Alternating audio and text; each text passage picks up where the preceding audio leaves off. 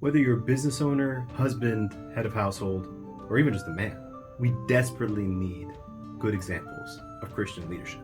I'd like you to meet Saint Louis IX, King of France. Born in Poissy, France, he became the King of France at age 12, coronated as Louis IX. Y'all, he was coronated at the age of 12 and was expected to be the new leader of a major nation. When I was 12, I was going off on my brother for having lost my copy of Pokemon Fire Red, if you know, you know, because it had my level 99 Charizard on it. St. Louis is considered the quintessential Christian monarch for many reasons. He had a deep personal faith, going to Mass daily, committing to long fasts, wearing simple clothes, and treating the poor with immense dignity. He would go and serve them himself, personally, despite him being the king, and even invited them to eat at his royal court. This is where he lived. He built hospitals and even wore a hair shirt under his royal garments as penance. He reformed the justice system to include the presumption of innocence within the criminal proceedings, and allowed petitioners to appeal judgments to the monarch itself.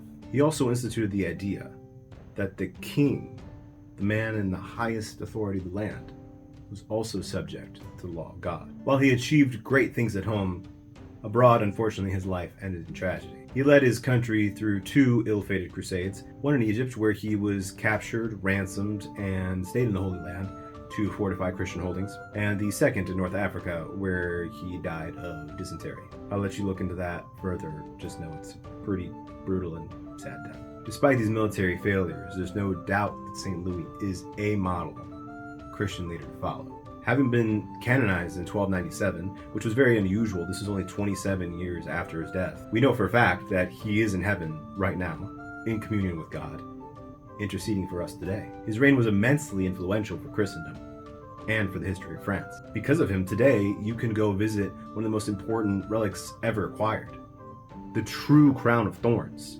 The crown of thorns that Jesus wore, yeah, he got that. St. Louis housed it in Sainte-Chapelle, that sick crib that I mentioned earlier, yeah, there. He's considered the patron saint of France, secular rulers and kings, builders, and even the poor. St. Louis IX is remembered as a rare example of authentic Christian leadership, a saintly ruler who balanced power with a deep personal holiness.